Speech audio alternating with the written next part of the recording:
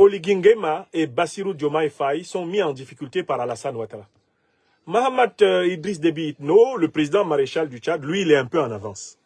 Il n'est pas dans le piège de Ouattara.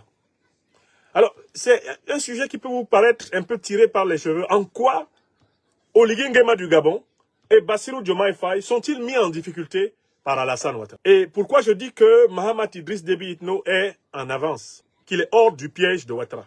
La raison est la suivante. Les 5 principales bases militaires que la France avait en Afrique sont Libreville au Gabon, les bases militaires françaises au Tchad, les bases militaires françaises en Côte d'Ivoire, les bases militaires françaises à Djibouti et les bases militaires françaises au Sénégal. C'est ça qu'on a appelé pendant très longtemps le pré-carré de la France. Parce que tous les pays d'Afrique francophone étaient réputés encerclés militairement par les armées françaises. Ils étaient pris dans cette espèce de carré long, de rectangle, où les troupes françaises quadrillaient littéralement l'Afrique francophone, c'est-à-dire les anciennes colonies françaises d'Afrique. Et à travers tout ce précaré étaient disséminées des micro-petites bases permettant d'assurer le contrôle sur les dirigeants vassaux de ces pays-là, de maintenir la puissance de la monnaie péage et monnaie d'escroquerie du franc CFA, l'influence culturelle, le contrôle diplomatique et la soi-disant grande puissance de tenante de la plume au nom de l'Afrique au Conseil de sécurité des Nations Unies pour la France. Messieurs Oligui Nguema et Bassirou Diomaye Faye sont mis en difficulté par son Excellence, M. Alassane Dramane Ouattara. Quant au maréchal du Tchad, M. Idriss Itno Déby, lui, il a pris un peu d'avance sur ses collègues. C'est ça qu'on va essayer de voir dans cette vidéo en détail. Mais bien avant tout, il faut rappeler à tout le monde que ces pays qu'on vient de citer ont un point en commun, la présence des forces militaires sur les territoires respectifs. D'autres pays sont en train de manifester le retrait de ces forces, mais la manière dont ils sont en train de le dire nous pousse aussi à nous poser plusieurs questions. Et c'est le cas de la Côte d'Ivoire, du Sénégal et du Gabon. Avant de comprendre pourquoi est-ce que M. Oligui Nguema et M. Bassirou Diomaye Faye sont mis en difficulté par M. Alassane Dramane Ouattara, je vous invite à regarder cette déclaration de M. Alassane Dramane Ouattara qui nous pousse aujourd'hui à faire ces analyses et surtout à avoir le point de vue de Dr Franklin Nyamsi, analyste géopolitique. Nous avons décidé du retrait concerté et organisé des forces françaises en Côte d'Ivoire. Ainsi, le camp du 43e BIMA, le bataillon d'infanterie de marine de Port-Bouët, sera rétrocédé aux forces armées de Côte d'Ivoire dès ce mois de janvier 2025. Bon. Quand vous regardez le dispositif tel qu'il est aujourd'hui, vous vous rendez compte que Alassane Dramane Ouattara a fait quelque chose. C'est qu'il a essayé d'aider ses patrons néocolonialistes à simuler une fermeture, un retrait de l'armée française qui s'est avéré une ruse, un camouflage du maintien de l'armée française. En ce faisant, Alassane Dramane Ouattara a permis à l'opinion, pas seulement ivoirienne, africaine, mais internationale, de regarder de très près ce qui se passe au Sénégal et ce qui se passe au Gabon. Parce que Alassane Ouattara a été pris la main dans le sac du mensonge, lorsqu'il a prétendu que les troupes françaises se retiraient de Côte d'Ivoire, alors qu'il s'agit juste d'un transfert symbolique de la base militaire de Port-Bouët, le 43e BIMA, sous le commandement de l'armée ivoirienne, qui elle-même demeure sous le commandement de l'OTAN, c'est-à-dire entre autres de l'armée française. Ce jeu de passe-passe, ce tour de passe-passe a été heureusement saisi par nos analyses. Et toute la Côte d'Ivoire, toute l'Afrique est bien politique. Le monde entier savent que en Côte d'Ivoire, ce n'est pas un retrait militaire français, mais il s'agit d'une réorganisation du dispositif militaire français. En Côte d'Ivoire, on a vu très clairement la stratégie élaborée par le président Macron qui consiste à déguiser les troupes françaises en troupes civiles, en compagnie militaire de sécurité, donc en troupes mercenaires, à rendre invisible la présence des troupes officielles françaises, donc tout en augmentant la présence invisible. La présence visible va être diminuée, mais de l'autre côté, on augmente la présence invisible. En Côte d'Ivoire, ça a été vu très clairement. D'autant plus que, dans son audition en février 2024 devant la Commission de la Défense et de la Sécurité de l'Assemblée nationale, l'ancien sous-chef d'état-major de l'armée française, par ailleurs maintenant président d'une compagnie de mercenaires appelée GEOS, le général Didier Castres, a été très clair et il a expliqué que militairement, la France continuait à contrôler le port autonome d'Abidjan, l'aéroport d'Abidjan et pratiquement toute la région de l'Omo Nord à travers désormais des compagnies armées privées, des compagnies de sécurité privées, c'est-à-dire des compagnies mercenaires à la tête desquelles il était. Et que c'est ce modèle d'invisibilisation de l'armée française sur le continent africain qui désormais était viable. Le général Didier Castres a dévoilé en plein jour ce plan.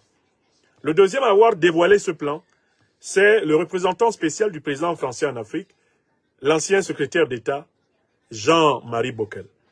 Monsieur Bockel a publiquement dit qu'en septembre 2023, la France avait été capable de mobiliser 2000 hommes à partir de la Côte d'Ivoire pour intervenir militairement au Niger et tenter d'y restaurer le vassal france-africain notoire, Mohamed Bazoum, le junteur de Niamey qui a fait boum.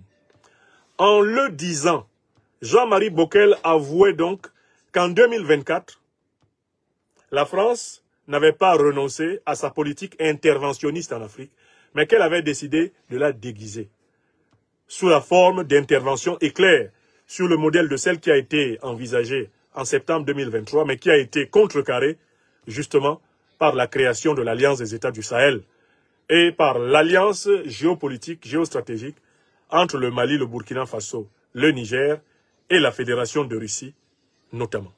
On a longtemps écouté ces enseignements de Dr Franklin Nyamsi, qui n'arrête pas de nous dire à longueur de journée que si l'Afrique veut avoir sa souveraineté totale ou bien le pouvoir de choisir les alliances ou bien les pays avec qui travailler, signer et traiter des coopérations militaires et même économiques, il va falloir qu'on se débarrasse de toutes ces présences militaires étrangères qui sont en Afrique précisément sur nos territoires respectifs.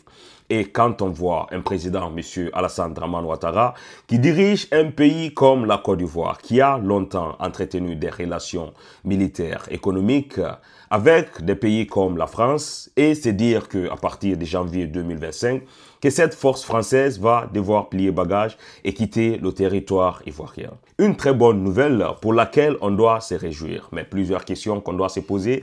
Est-ce que cette déclaration de M. Alassane Dramane Ouattara est sincère ou bien c'est en train de cacher quelque chose ici en dessous? Et surtout, est-ce que cette déclaration de M. Alassane Dramane Ouattara ne met pas en difficulté M. Bachir Diomaye Faye et Oligui Nguema? C'est ça qu'on va essayer de voir dans cette partie de la vidéo. Oligui Nguema et Bassirou Diomaye Faye sont mis en difficulté comment?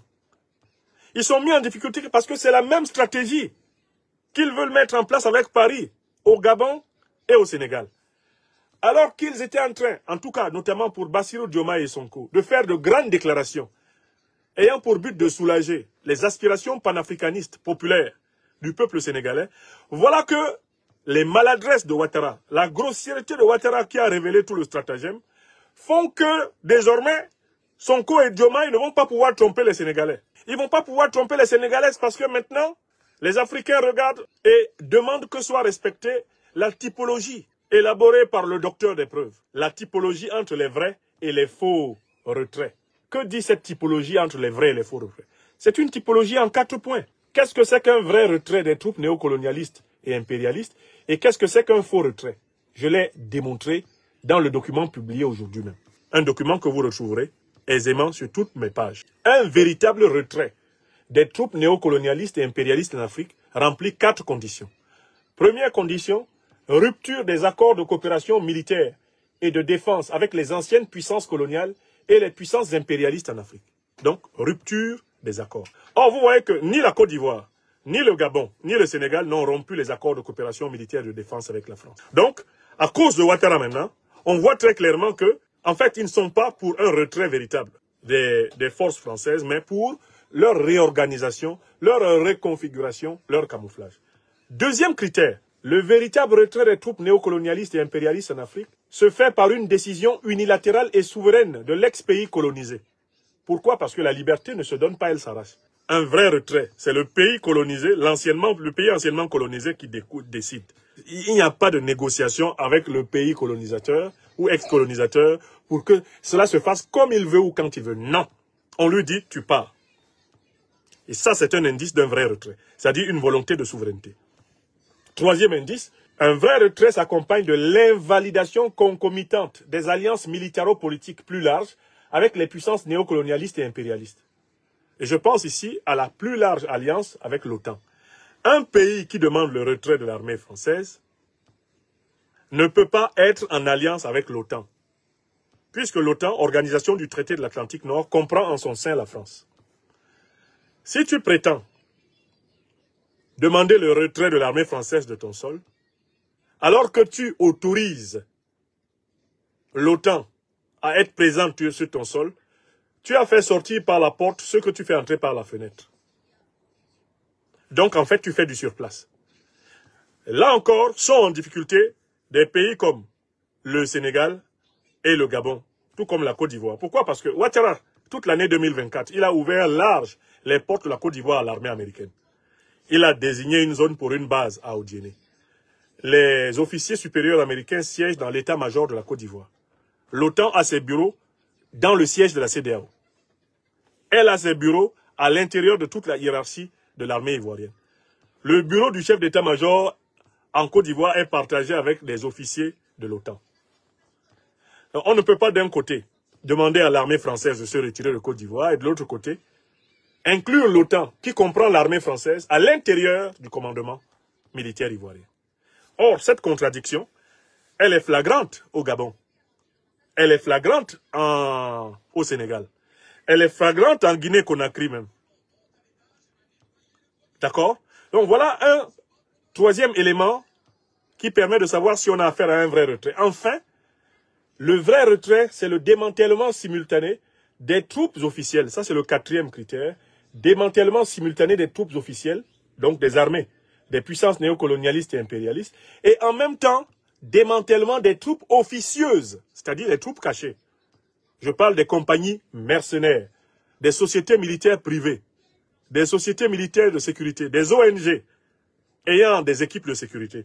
Tout ça doit être démantelé en même temps. Vous ne pouvez pas d'un côté demander officiellement à des armées d'anciennes puissances coloniales, de puissances néocolonialistes et impérialistes, de quitter votre sol, alors que votre pays est rempli de militaires privés, qui dans le cadre de ce qu'on appelle les SMP, sociétés militaires privées, dans le cadre des ONG, dans le cadre des sociétés de mercenaires, des sociétés de sécurité et de gardiennage, remplissent votre pays.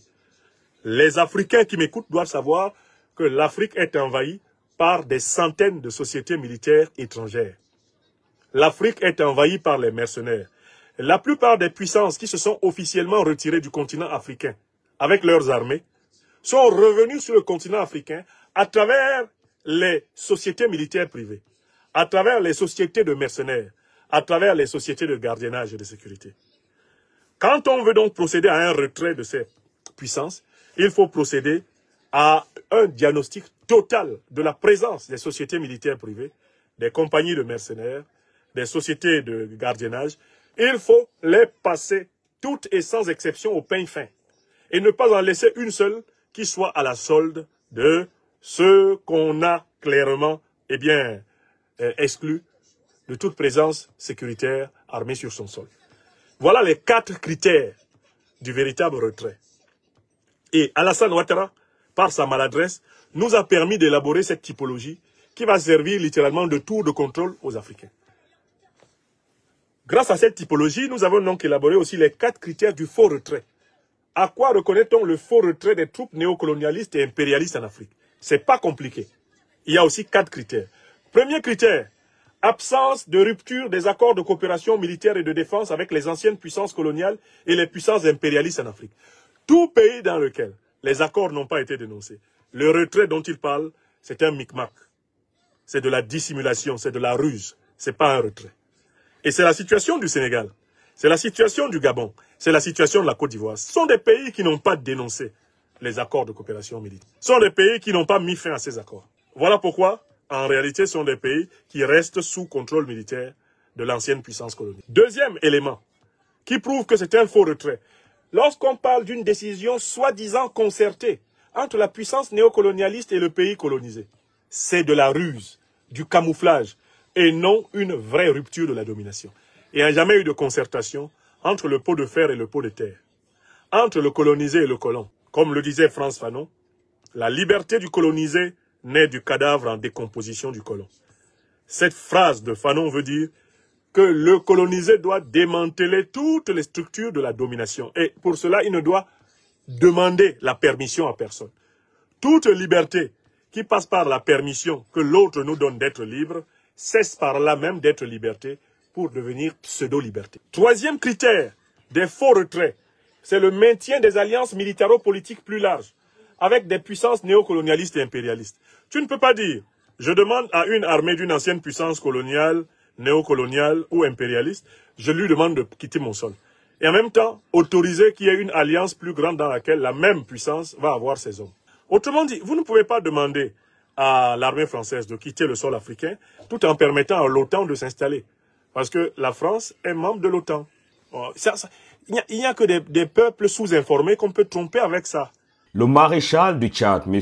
Idriss Itno Déby, est en avance par rapport à ses collègues parce que tout simplement, en début de cette vidéo, j'étais en train de dire que tous ces pays qu'on a cités, que ce soit la Côte d'Ivoire, le Sénégal, le Tchad, ont un point en commun, c'est-à-dire ils ont jusqu'à présent la présence des bases militaires sur leur territoire respectif.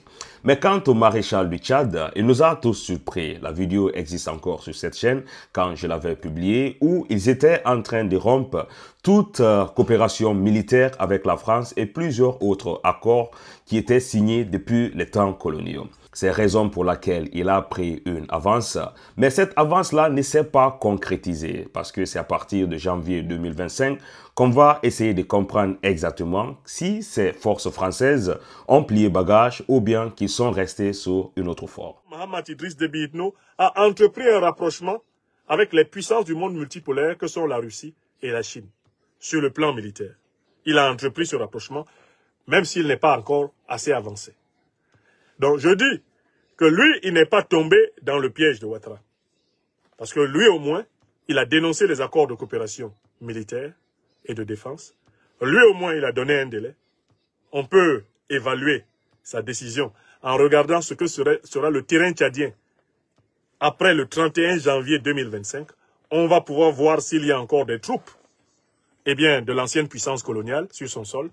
Et on pourra donc littéralement évaluer sa décision à l'aune de cette réalité. Voilà pourquoi j'ai dit, Alassane Ouattara, par sa grossièreté, par sa manœuvre tellement facile à lire, c'est tellement cousu de gros fils blancs que tout le monde a vu. En réalité, en Côte d'Ivoire, ce n'est pas un retrait. Alassane Ouattara a foutu en l'air l'espoir de Bassirou Diomaye Diakhar Faye et de Sonko de nous enfumer. Il a foutu en l'air l'espoir d'Oligui Nguema de nous enfumer. On sait que tant que ces gens-là n'auront pas dénoncé les accords de coopération et de défense, il n'y a pas de retrait. On sait que tant qu'ils n'auront pas retiré les compagnies militaires privées, les sociétés de mercenaires des puissances occidentales leur sol, il n'y a pas de retrait. On sait que ces gens-là, tant qu'ils seront en train de parler de concertation avec les puissances coloniales, ce n'est pas pour le vrai retrait.